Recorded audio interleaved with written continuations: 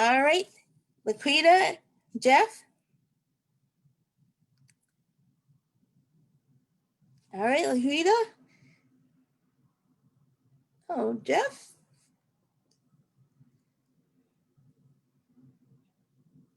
Jeff will probably be jumping right back on. Let me get us started, and then we'll get set to begin. It's a great conversation. I know Jeff's just hanging out. He's probably building something. He'll be here back in just one moment. But let us get started. So Entrepreneurship Matters is a conversation we have with a local up-and-coming and established entrepreneur.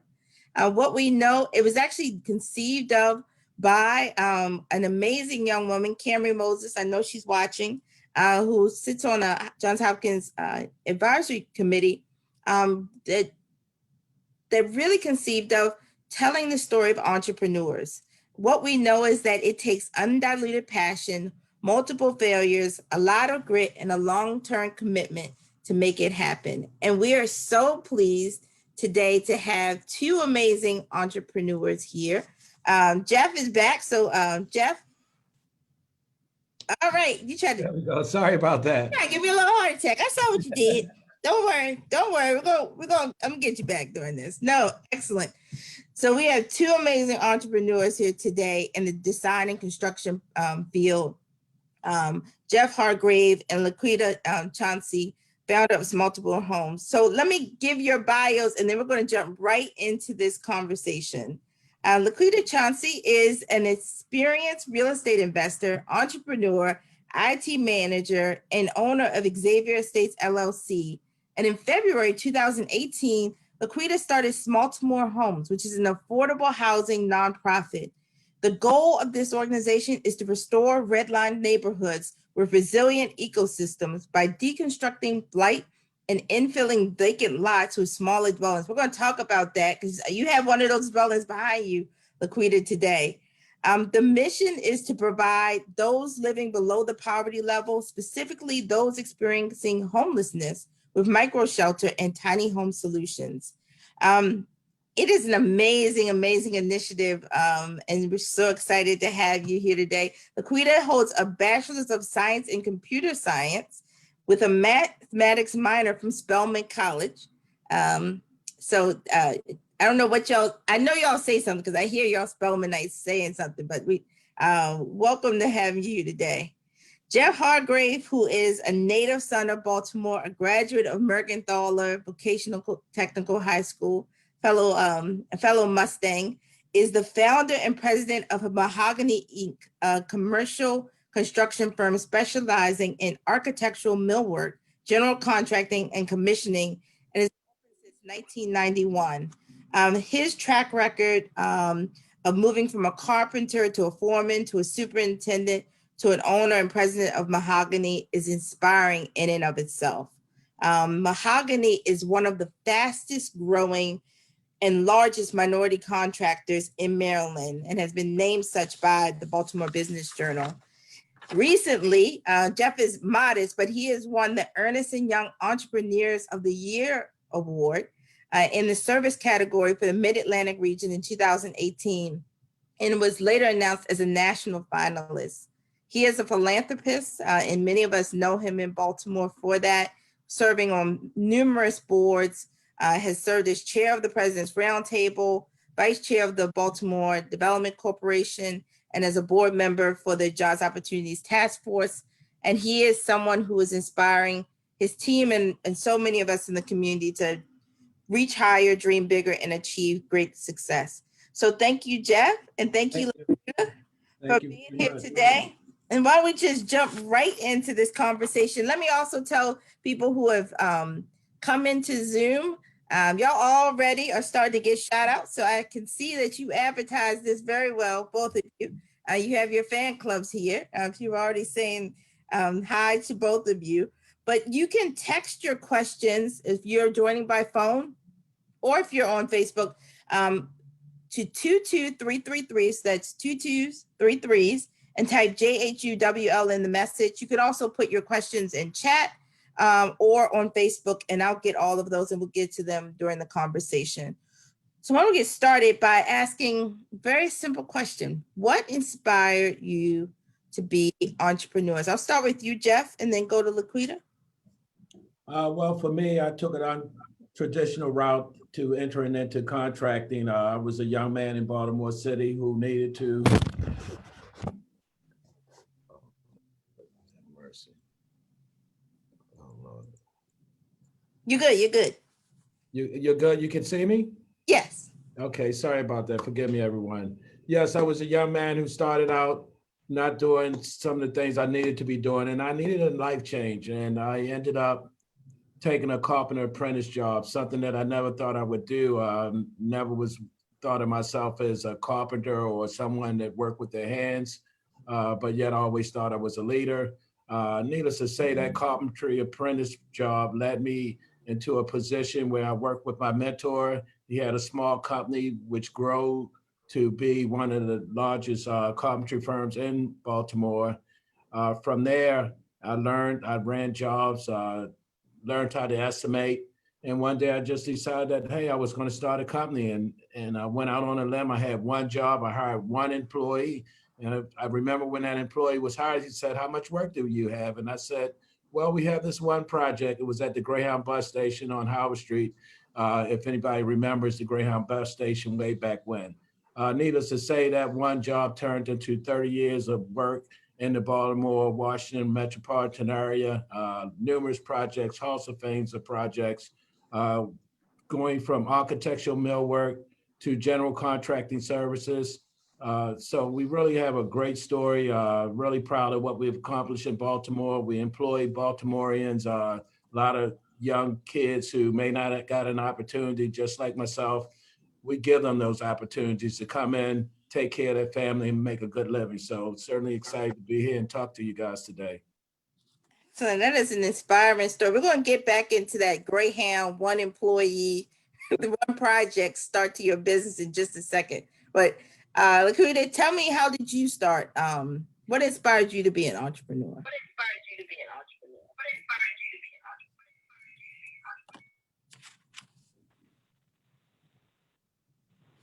What about now? Can you hear me?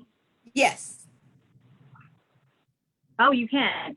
Okay, great. So getting started as an entrepreneur, I started investing in real estate in Baltimore back in, I don't know.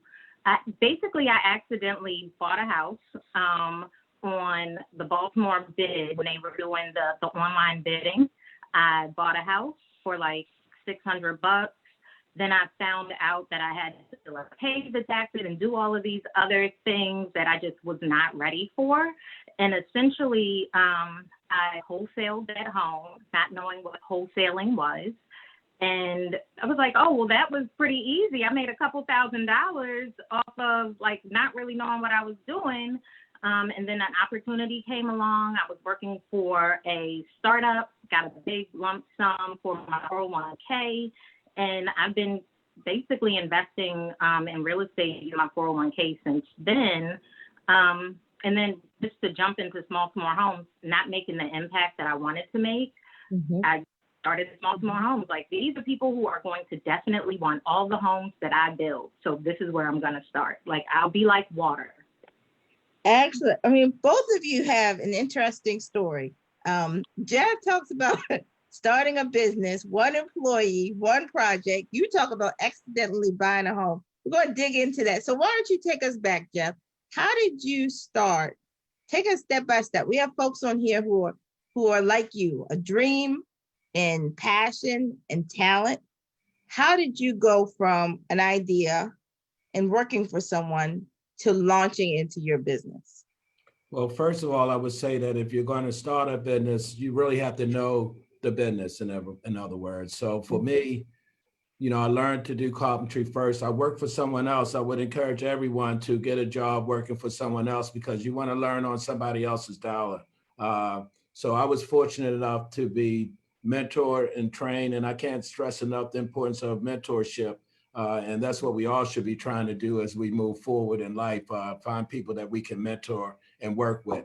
But for me, again, I learned how to do the work, and it came to a point where I was actually running the work for the company. In other words, I was scheduling the guys, I was running the jobs, I was working with my tools, and when you start doing that, you realize that, wait a minute, I'm doing this for somebody else. I could probably do this for myself. And that's what happened for me. You know, I thought about doing it for myself, and I started looking for projects. And again, that one project that I found, you know, but it started with me going down to City Hall and getting a construction license. I remember going up to Utah Street to Maryland Taxation Department and getting my federal tax ID. I was fortunate enough, before I started the company, we had worked for a law firm, and that gentleman helped me with my incorporation papers. I mean, I can't stress enough putting the right people on your team and people that understand your business. So for me, getting a lawyer in place to do the corporation papers, getting my federal tax ID number, getting my Baltimore City contracting license number. And once that happens, now it's up to you, right, to grow the business. And like I said, I had one employee. I can remember when I started out, I would estimate at night. I would do networking in the evenings, and I would be working with my tools during the daytime. So it was really 24/7. You know, if you're going to start a business, you got to put the time in. It's going to be a lot of work, but you're the leader, so you got to make it happen. So for me, that's what happened. Again, you just start out small, and you never think you're going to be this big. I mean, we've got over 50 employees now. Wow. We do millions of dollars of revenue every year. And of course, if you would have asked me when I first started out, did you think that was going to happen? No, I did not. But I knew that we could do the work. I knew that we were talented, and I found the right people for my team. And once that happens, you're off and running. Couple of things you said that I think are really important that I want to pull out for folks who are watching. First, you talked about knowing the business, understanding the business, working for someone else, learning on their dime and their time, critical. You then talked about learning how to run the job, learning from start to finish how to, and then assembling that team, which allowed for you to get your contractor's license, get your business in order, your federal tax ID, your incorporation, having the lawyer, and the rest of the team, and then being able to really focus on the work. So excellent points for folks watching and folks taking notes. LaQuida, can you tell us how did you get started? How did you go from accidentally buying a home, which I don't know how you do that, but LaQuida, you say you did it, to creating a business that now you have two businesses underneath your one brand? Yes. So, I do a lot of things that are by mistake that end up being great. And so, you know, unlike Jeff, for Smaltimore Homes, like I already see the vision. Like right now, we're just building micro shelters with volunteers, but I see the whole big vision. Like we can continue to build with people who are unskilled workers and implement workforce development. We can create tiny home communities here in Baltimore. We can work toward addressing vacancy and blight by infilling with these tiny homes. And so essentially I decided, you know what, I'm going to build a tiny home and give them away to people who are unhoused. So the tiny home that you see behind me is actually on Airbnb. It's not on Airbnb right now. It's occupied, but it will be on Airbnb in Baltimore probably in the spring. And it's really just to get people to see what tiny homes are and, you know, kind of experience it. It's interesting to me. I've been obsessed with tiny homes for like, I don't know, 5-10 years now. So when people are like, what's a tiny home? Even after HGTV has, you know, super commercialized it, you know, it's really interesting to me that people can't see it, can't imagine it. But then once you're inside, you're like, oh, wait, maybe I could do this. Maybe living in a huge home maybe I don't need all of those things. Maybe I don't need to buy all of those things. And so doing all of that, I built this tiny home. When I got finished, it was way more expensive than I expected it to be. And acquiring that amount of money again would have been too difficult. So I scaled back my design. I have probably 5 designs in between what you see now, which is 8 feet by 20 feet with 2 lofts, to something that is only 5 by 7, which is essentially a shed on wheels. But when your alternative is sleep on concrete, a shed on wheels with a door that locks where you can keep your belongings safe is a really good alternative, if you ask me. And so with these shelters, you know, someone like you or I or a group of us could decide that, yes, I want to sponsor a shelter. It's less than $2,000, and you can provide housing in the form of a shelter to someone who lives on the street. Mm-hmm. Excellent, excellent, excellent job. Both of you are quite accomplished in your businesses. Can you take us through your growth? I mean, so Jeff, you went from 1 employee, 1 project, to a company, which I know now on every bid list I see, Mahogany is spoken of. When people are talking about they want to do something beautiful within a structure, they're talking about Mahogany. Can you take us through your growth process of your business? So I think it's helpful for people to understand, how do you go from 1 employee to now having a 50 employee enterprise that's really providing amazing work across our state and our region? Well, as I mentioned earlier, hard work, that's where it starts, right? Because after that 1 job, and remember, I said my employee who I hired asked me, how much work do you have? And of course, it was my job, you know, to find more work. And you can't wait till a job ends to find more work, right? Because if you do that, what's going to happen? You're going to lose your people, because they've got to eat, they got to feed their family. So I was able to network, in other words, relationships. That's one thing I would say is so important. When I started out, I joined every construction organization in Baltimore, and there were several. I made sure that I went to networking functions. A lot of times, you know, that's work, but it's work that has to be done, because this business and life in general is all about relationships, and you're not building those relationships, you can't grow. So because I was out there, because I was meeting people, that 1 job, we did $650,000 in revenue that first year. And, you know, that was like, wow, you know, this is awesome. And from there, it just grew. I mean, and one of the reasons it grew was because, 1, we made sure that the work we did was quality. You know, and that comes from my carpentry background. My mentor made sure that everything that we put in place was joints tight, flush, things like that, level, plumb. So it's really about taking that 1 job that you had, and you got to do the best job you can, and you hope to grow from that, because as you build customers, the key for any business is repeat customers. If you're not getting repeat customers, then you got to ask yourself what's going on, because that's where you really grow. I mean, so what we've been able to do is get with organizations like Hopkins and you know, BG&E. So these are organizations where we've been able to get repeat work, and I can't tell you how critical that is. So we went from that 650,000. I think the 2nd year we may have did about $1 million, 2 million, and it just kept growing, you know. But it only kept growing because, you know, I was putting the work in. You know, I was estimating the night. You know, and of course, when we start out, like they talk about a marketing company and all that stuff, you are the marketing company. Just starting out, you don't have money to hire a marketing person and paying them 10% of revenue or whatever.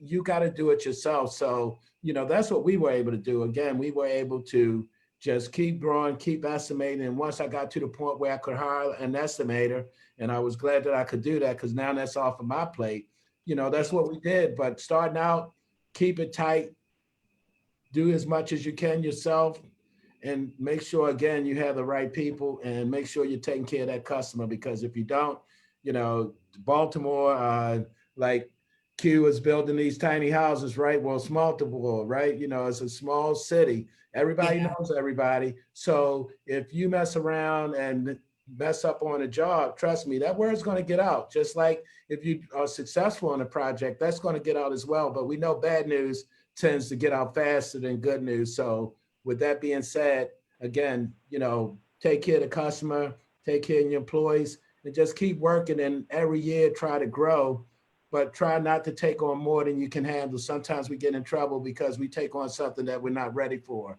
Always know what you can handle, because nothing can mess you up than to just get this big project. Yeah. You don't have the people, you don't have the cash flow, and now you struggle. And you may be a good firm, but you took on more than you could handle, and people think the worst of you. So that's so critical. No, you said Yeah, so I'm sorry to important cut you off, points. No, Alicia. no, Quita, no, go ahead. I want to add to what Jeff said, that I totally agree about the keeping the good contractors, because once you don't have a job, those good contractors are already called by 3 other people. So that's even something you have to keep in mind when you're an independent investor in small like me.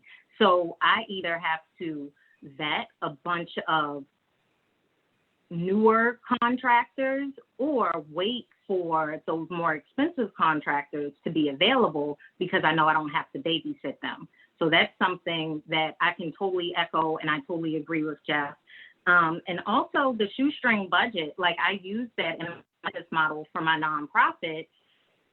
You know, with starting with the tiny home business, you know, my end goal is a whole community of these. But let's go back to micro show, make it back, show people what serious is. And now, you know, I'm super excited that we're providing shelters in Baltimore City for people who are experiencing homelessness. You know, a church is sponsoring the shelters. And so in COVID, where people are very vulnerable and can, you know, create a public health issue in any community. You know, our most vulnerable creates an issue for everybody. So if we can keep them safe, it keeps us safe as well. And I try to articulate that to people and let them know that, you know, this is a whole collective. I don't know what I'm doing. I'm figuring it out as I go. You know what I mean? Like, Jeff, I'm gonna probably be calling you soon. Like, I got some questions.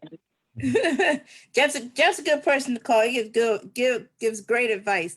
For you, it's the same growth pattern. I know you just talked about it a little bit, but are you growing in tandem with those whom you're able to bring within your network? Absolutely. In a lot of ways, this nonprofit, like I've always figured out how to leverage something in every situation. I left my job, you know, being able to leverage my 401k, like that was an intentional leveraging kind of thing, because you can't invest your 401k if you're still working for a corporation. So guess what? Bye. You know what I mean? So that's intentional. But the people that I have been working with the whole time, I'm able to leverage my ability as a nonprofit to receive donations. I'm able to give those to newer nonprofits that don't have the, you know, the longevity that I have or the track record. So they sometimes aren't eligible for these free supplies, but are doing more work than I am because they're bigger organizations, you know? So just kind of like, even with the shelter or the 4 shelters that we're providing this winter, this organization was founded in February, just before COVID, you know, hit super hard. I happened to be driving past something and I saw a bunch of tent encampments. I'm like, what is going on here? Wanted to work with them, and now we're providing shelters. So making sure that I'm still touching base with grassroots, but then connecting them with people who are wanting to help, like a Jeff or a Johns Hopkins, or, you know, these organizations that they don't have connections to. I can leverage that. And then we can continue to improve Baltimore. Like, ultimately, like, doing this together is the best way to do it, because if you're doing it alone, you're probably doing it wrong. Yeah, no, absolutely. Let me ask you both this. Let me start with Jeff. What's your greatest accomplishment? And I know you probably want to say Ryan and Travis. And there is a reason why you probably will say them, even just apart from them being your children. But what's been your greatest accomplishment that you have, that you're proudest of in your tenure and your build of Mahogany? I think really, when I think about that, the greatest accomplishment is seeing your people grow. I mean, I've got guys who, I know a young man who came into our office. He had a gun charge on his record. Big guy, um, didn't kill anybody, didn't shoot anybody, but he got caught with a gun, and he was lucky enough to get probation, and we gave him an opportunity, and he grew into be a foreman in our company. So, and then I've got young people who have bought houses. Okay, so when you see people grow, people who came in and not at minimum wage, because we don't hire at minimum wage, because I need you to buy tools and invest in your future, but certainly you're not making $20 an hour starting out, right? And Yeah. so to see those people grow, to be able to take care of their family, to hear about their kids going to college, because Mahogany will be 30 years old in March. So we've seen a lot of people come through the company, but really to watch people grow, and then the impact we make on Baltimore, we feel that we contribute to Baltimore, and I think it's so important. And that's one of the reasons why, I get on certain boards and everything, because, when you're blessed with something, you really have to give back. And if you do that, I feel you get more, and that's what we've done. But again, most proud is, again, what we've been able to do as far as growing the company. I mean, any company that's been around 30 years, I mean, really, you got to pinch yourself, right? And trust me, it's been a hard 30. It's not been easy. But, I wouldn't change it for anything, because I love what I do. It's funny, Jeff, you talk about your people, sometimes, every time I see names of companies on bid sheets and I get to see them, or companies we're hiring, it's funny how you think, when you think about local entrepreneurs, I always pierce through and think about your people. How many more people get to work in our city because we hired Mahogany versus another place? So it's so interesting. You talk about your people as your greatest accomplishment. In response to that question, LaQuida, what would you say is your greatest accomplishment thus far? That is really, really hard for me to answer, because I think I have so much further to go. So it's hard. I don't know. I mean, I guess starting small homes and being with it after people are like, that's not going to work here. Homeless people like to live on the street. Why do you think that somebody wants to live in a shed? People don't want help. They don't. But I don't believe that any of those things are true. And if they are true, those aren't the individuals that I want to help. Again, I'm being like water. Like, who is already living in a tent? Who already has community? If a tent encampment already exists, they already have their set of rules. They already get rid of the people who are bad. Here are resources. Because again, I'm blessed. Like Jeff said, I'm blessed. I'm fortunate. I can leverage the ease of me going to Sam's Club to get $80 worth of food and drop it off at a tent encampment, and they have food for the whole week for families of people. Because tent encampments, you think of the guy on the corner with the sign, and really it can be couples, it can be moms and kids. Like, homelessness affects so many people. And Veterans Day is coming up. There's a huge veterans homelessness population. We always do something every year for Veterans Day. I'm glad that I can say we're celebrating our 3rd annual Veterans Day build. So maybe that's what I'm proud of, that I'm sticking with it and still going forward. Like, this vision is still so much bigger than just providing houses. We can have smart cities for people who look just like us, right? And increase the population in Baltimore, because tiny homes aren't widely accepted. So in so many ways, should we rewrite the housing and zoning laws to include tiny homes? In this journey, I've learned that we can also probably address some of the systemic racism and redlining and things that exist in our system. Like, we have to change everything from every level. And that is, kind of the mission of Smaltimore Homes. Absolutely. Well, I say both of you are great, have accomplished so much. Let me go to this question. And I was able to secure great people to watch y'all from I see Arthur Fitzhughes on here giving you shout outs, and Keto, all your friends giving you shout outs. But let me say this. We also got Oprah and Jeff Bezos. So when we're talking to people who are sitting at tables, making decisions, thinking about how to be supportive of rooting businesses and stabilizing businesses like your own in our community, Jeff, what advice would you give to those of us who are in the Oprahs or the Jeff Bezos, or other people who are in positions to impact businesses like yours, impact entrepreneurs? What advice would you give to them? Well, help. I mean, especially minority businesses. I mean, most minority businesses, let's face it, are probably first generation. So when you're starting something from nothing, you have nothing, right? And you're trying to build up, revenue, retained earnings, but lack of cash can keep you from moving further than you possibly could go. Like when I look at our company, some of the struggles we had was bonding, for instance. Like you would have these projects where they know you can do the job, they know you've got quality and you always deliver, but we want to bond, right? And for me, I grew up in Cherry Hill, right? So my bond was, my word was my bond. Okay. Yeah. So if I gave you my word, that was my bond. But people ask for bonds and things like that. So what we need is resources. I mean, that's what I would say, resources. I mean, Mahogany is a company that we could go national. I mean, we've done so much. We've done projects in Buffalo, New York, New Jersey, Philadelphia.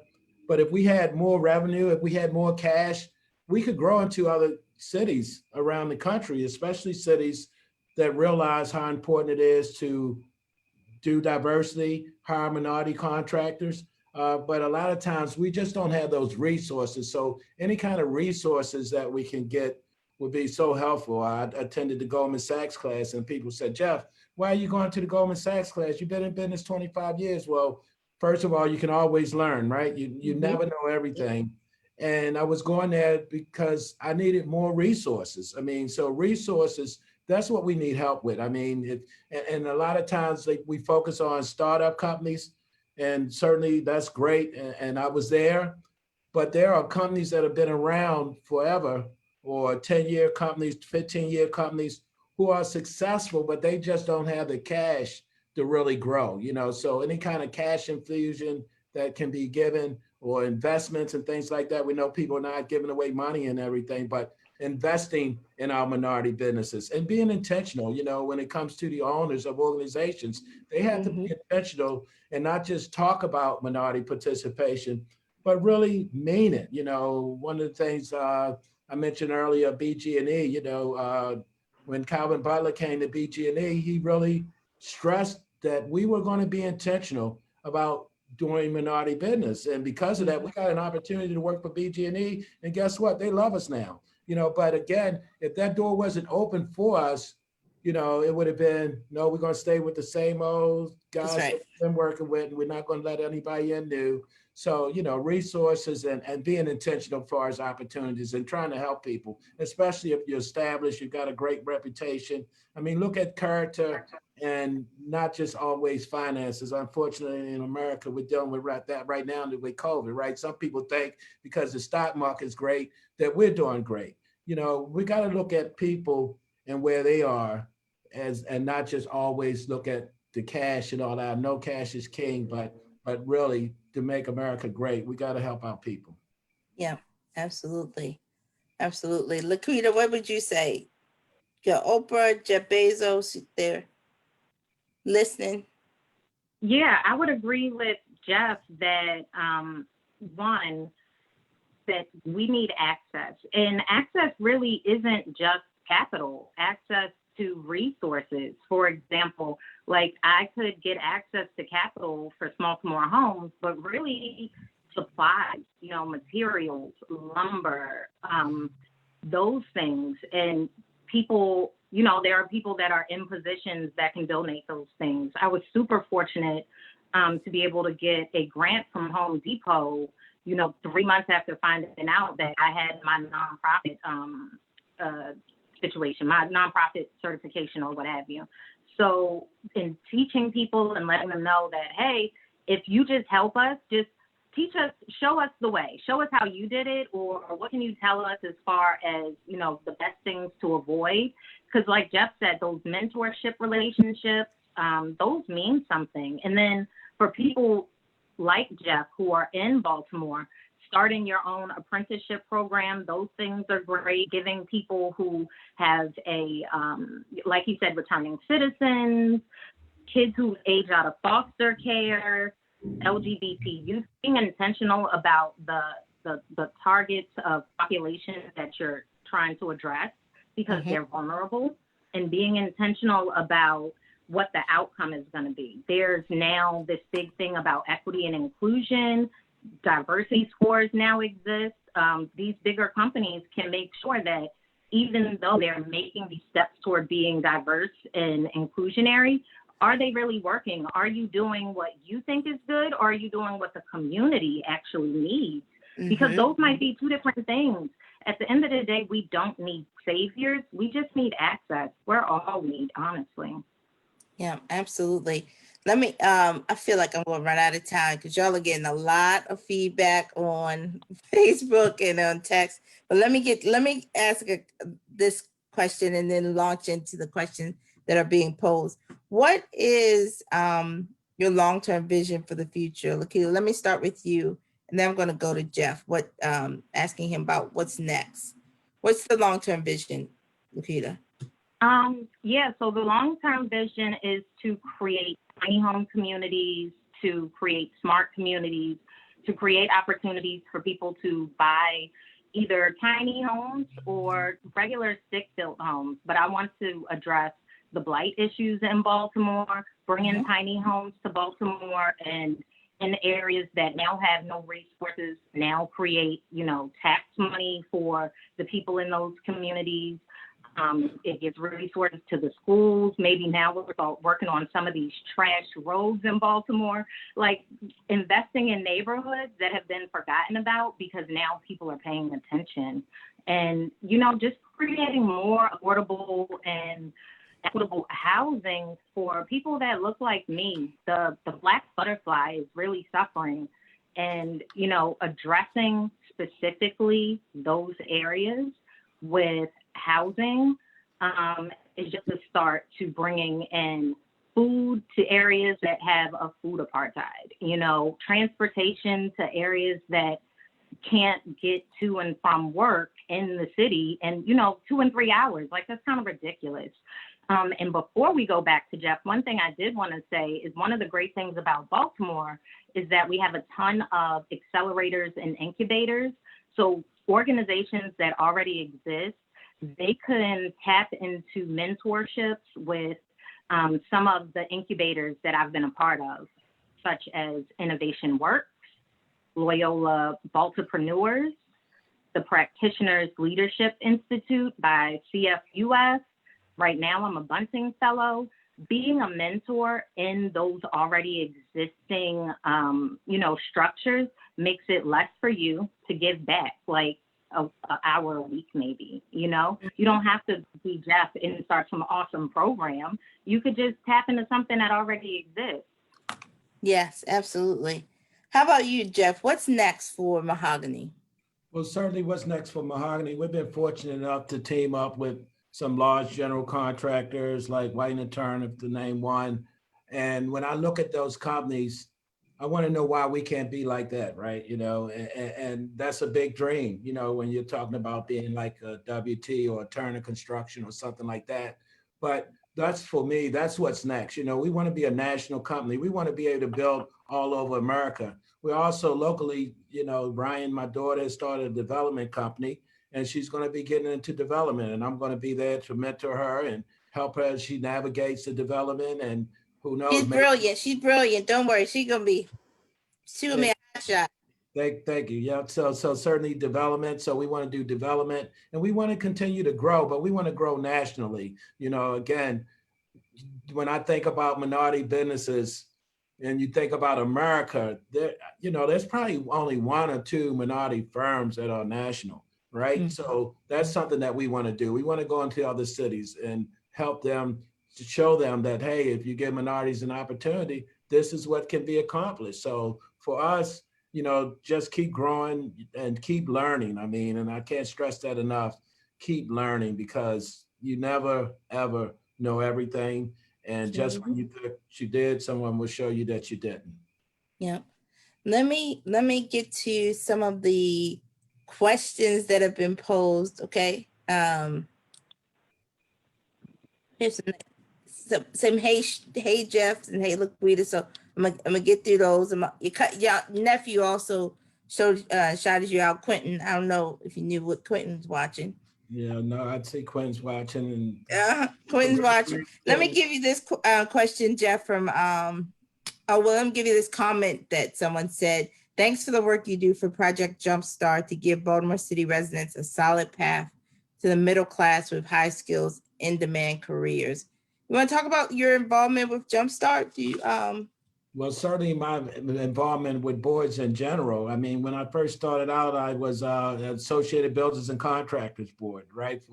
And that's a national organization. I actually became the first African-American chair of that organization nationally, right? And this is 2020. They've never had a African-American be a chair of that organization locally or nationally. And I was the first to do that, Building Conscious Exchange, Associated General Contractors. So when I started out, I was on boards that kind of like were construction related, but I realized that I need to be on boards that were helping the community. So I ended up on the Humana board. I ended up on the Living Classrooms board. So again, the JLTF board was just a natural transition for me, because again, I want to do things to help Baltimore. Again, I was born and raised in Cherry Hill, and I love Baltimore. what street in Cherry Hill? I was at Cherrydale Apartments on Cherry Hill Road. Oh yeah, So, we weren't in the project, so we actually thought we were, rich or something. I now know we're not,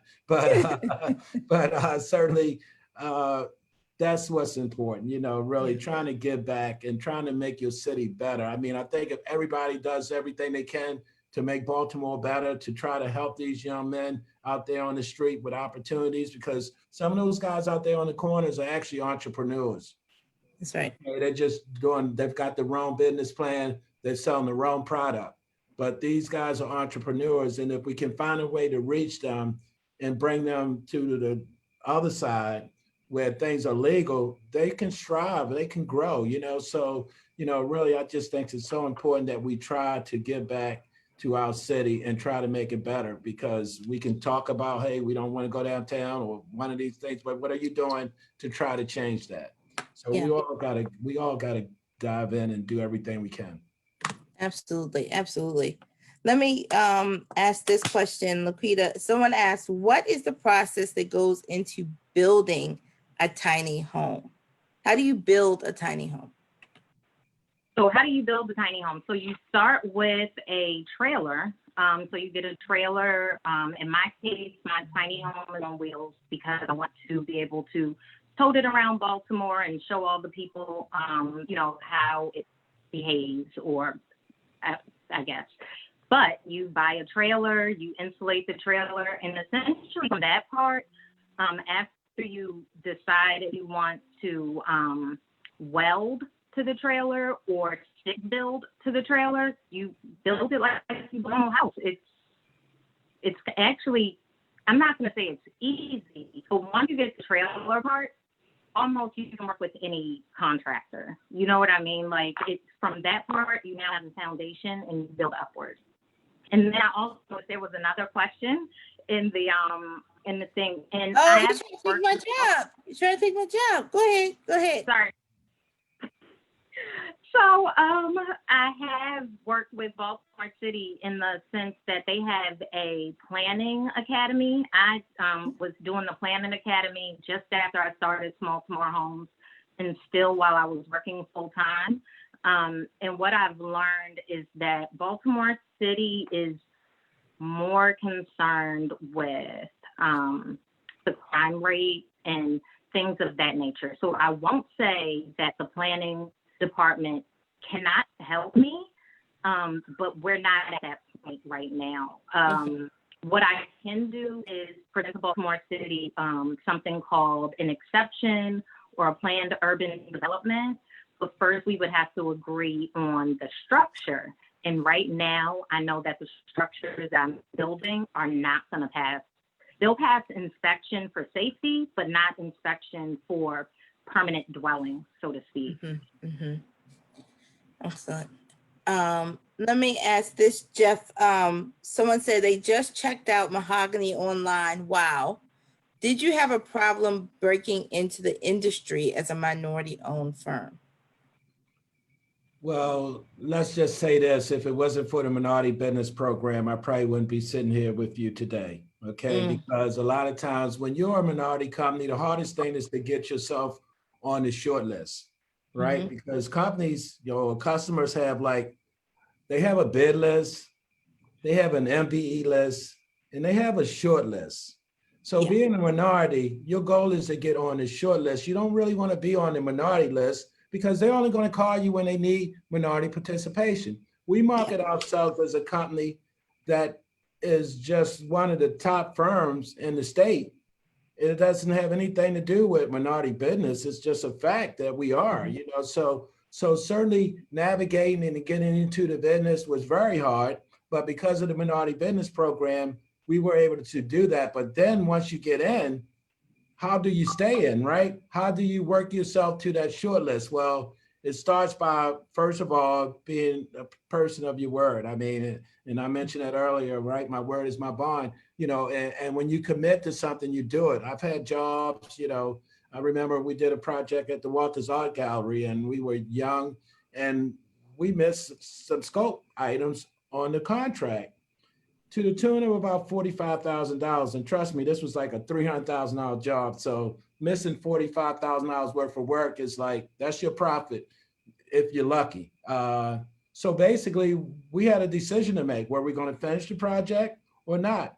We finished that project. And because of that, it opened up a door with a major contractor to the point where now they want to work with Mahogany because they realize that, wow, these guys are serious about their commitments. So again, if you're going to break in, the minority business program will help you get in, but you're going to be the one to help you stay in. And the only way that happens is you've got to do the work on time. It's got to be quality. If you run into some trouble, you got to come clean to the owner and let them know what's going on, because owners do not like surprises, right? No.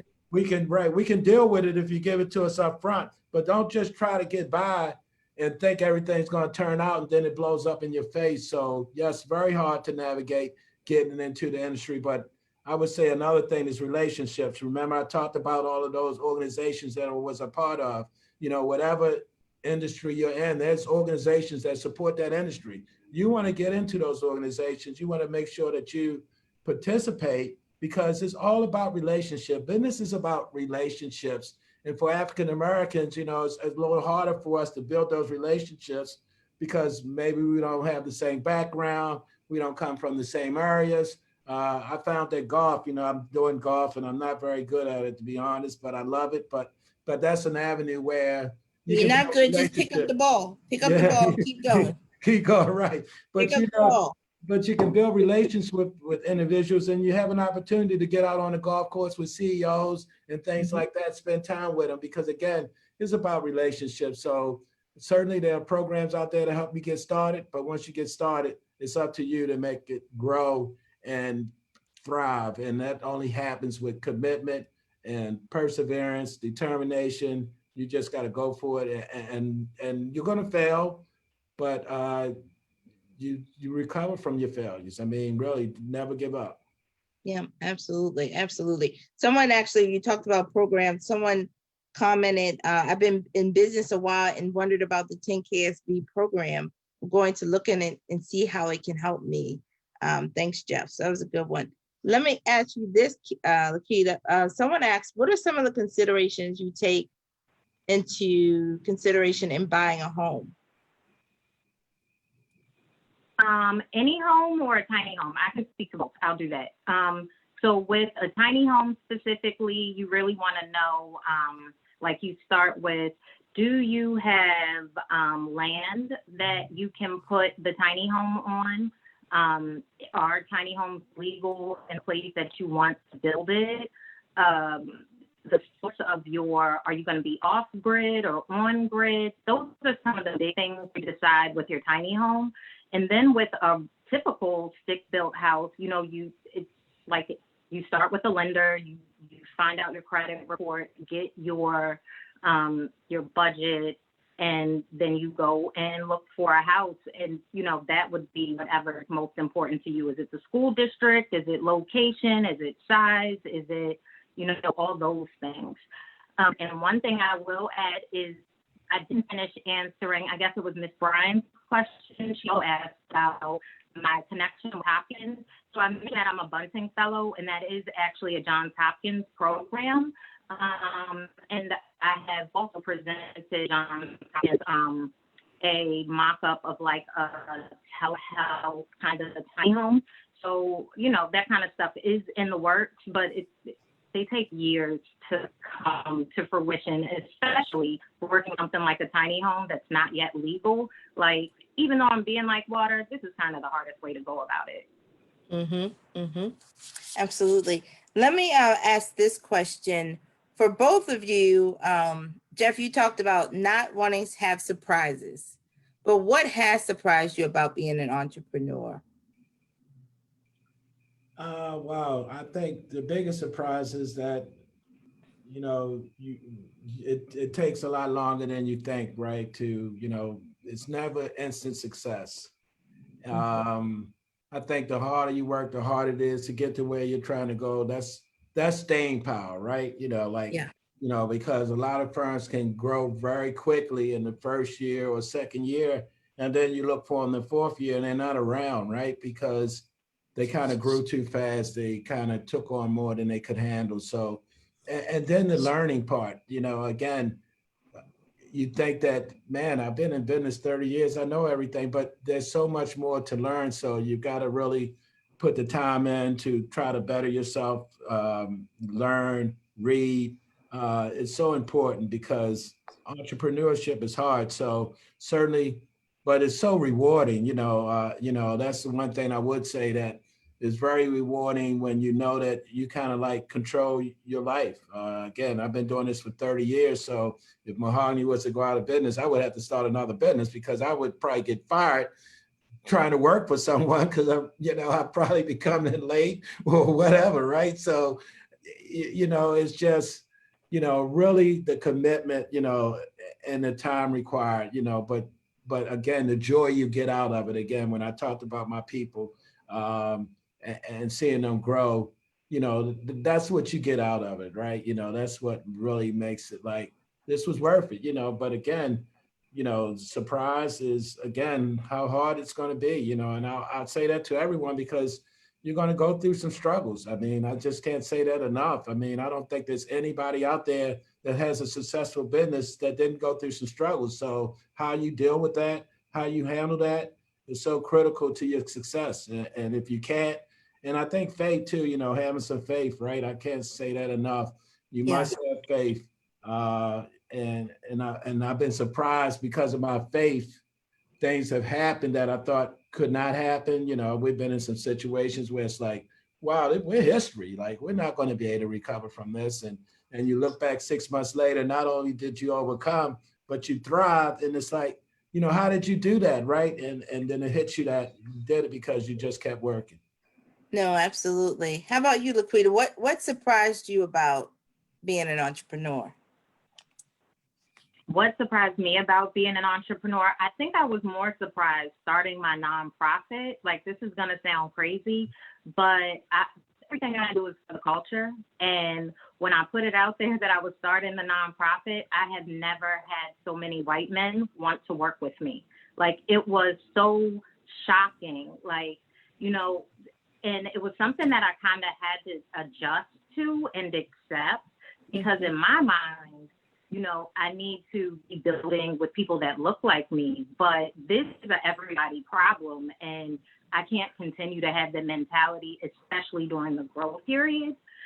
I can still be intentional about my marketing, You know what I mean? But as far as the partnerships that I build and the help and the resources and the access that I accept, and that gives me privilege to be in rooms that I would not have otherwise been able to get into, and that's really important. So yeah, the reaching out of people and like going hard for the mission, having just met me, that's super exciting, and yeah, I love it.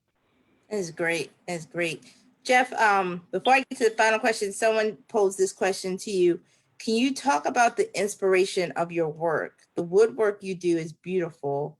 What are some of the big projects you're doing in the area as well? Well, certainly, as I mentioned earlier, general contracting is like where we're trying to go. But we've got that subcontracting side of architectural millwork where we really are good and in demand. So we can't give that up. But general contracting wise, we're really excited about the Bethel Community Center that we're getting ready to start that project.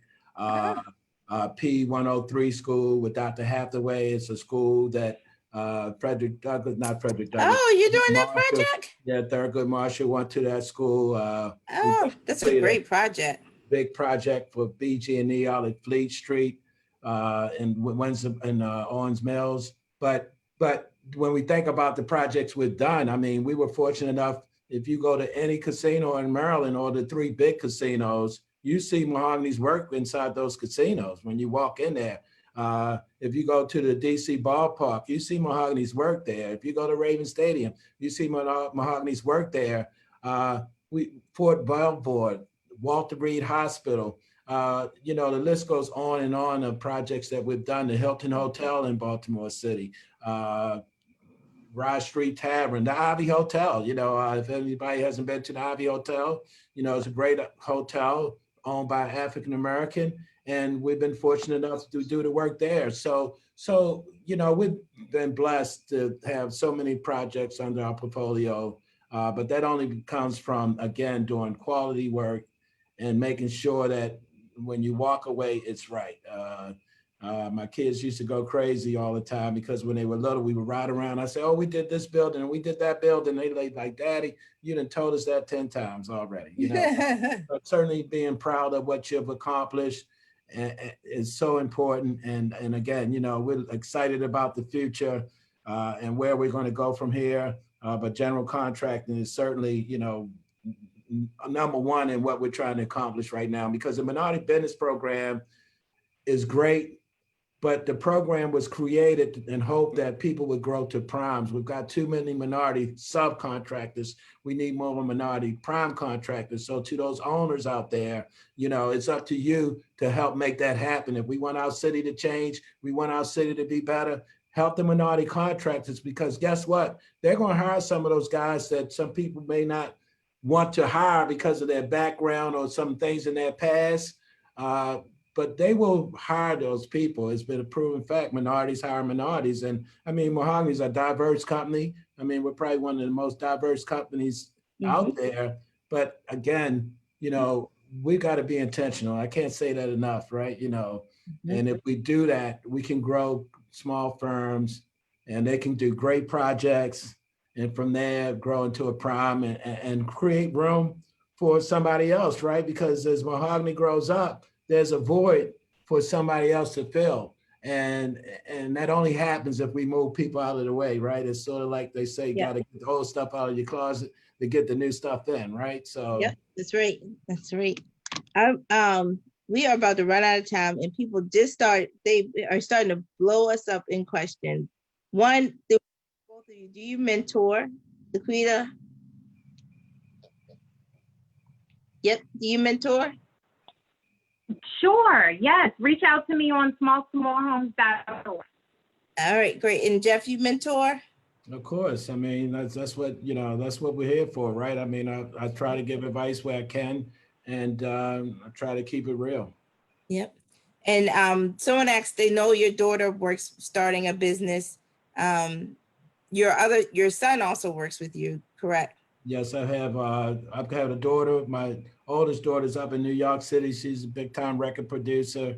And Ryan, of course, is here with me, as well as Travis. Travis is in the field, running the field day-to-day operations and making sure these jobs are done right and with the quality that we expect at Mahogany.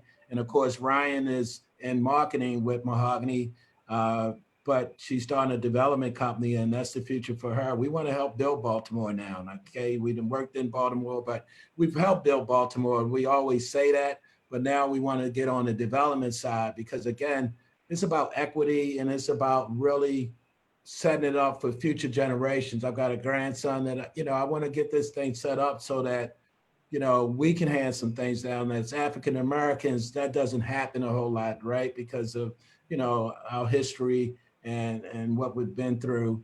But certainly if I can help with that and lead a way for legacy, that's what I'm trying to do. So Ryan, again, this development company is Onyx Development, in case anybody doesn't know.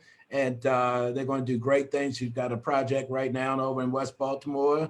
And again, if you're looking for a developer, can't think of a better firm. But again, more importantly, a firm that can be mentored. So for the big developers out there, if you want someone that you can mentor or work with, that's how we make things better, right? If you're up there, you got to bring somebody up with you, so yeah. Reach out and try to do that. Absolutely. Let me make sure people know how to get in contact with you. So LaQuida, how can people get in contact with you? I am a one-woman show. So if they comment, like, post, share anything about Smaltimore Homes on any of the social medias or on my website, I'll be the one responding. So smaltimorehomes.org, everywhere, all the things. Excellent, excellent. How about Jeff? How about you? How can people follow you, get in contact with you? Well, I'm an old head, Alicia, so this Instagram stuff and this Facebook stuff, I have pages, but I don't look at them. And I know what they are. Ryan's somebody's looking at. You have Mahogany Inc. But www.mahoganyinc.com is our website address, and our Instagram address is, I guess, is mahogany at instagram.com. I'm not sure. No, Mahogany Construction. Don't worry, I got you. You got me. And then we do have a Facebook page, but thankfully I've got some young people in the office that help me with that kind of stuff, so that we can be out there. So, because I know it's so important, and it's a great part of marketing your company, right?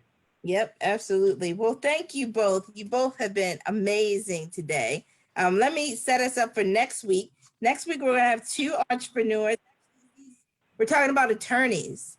Both of these women, Black women, went to law school with me and are amazing entrepreneurs. One, Radiance Harris of Radiance IP Law. She is the branding and intellectual property attorney to everyone. And Beverly Winstead, the law office of Beverly Winstead, she is the tax attorney to everyone. So they both will be featured. You do not want to miss that. Want to let everyone know you can follow us on JH Connects on Instagram, Twitter, and Facebook. And let me give a shout out to our partners, Johns Hopkins University, Johns Hopkins Health System, Hopkins Local, the Mayor's Office of Small Minority and Women-Owned Business, and the Warnock Foundation. With that, thank you so much for joining us. Thank you, Jeff. Thank you, LaQuida.